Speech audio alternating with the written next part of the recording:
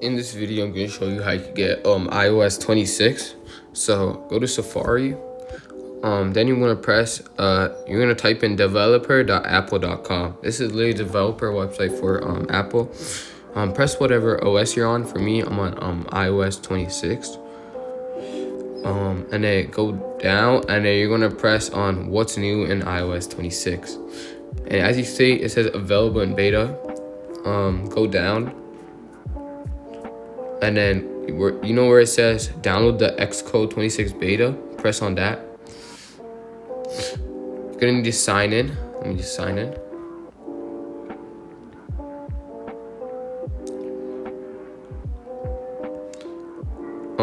Okay, and you're gonna press download restore images.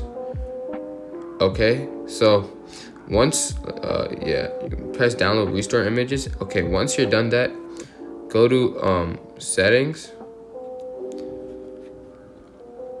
and then go to general and software update, and then it's gonna have like an option iOS 26 beta, and then you will press on that and install it. For me, I already installed it, so there's no option.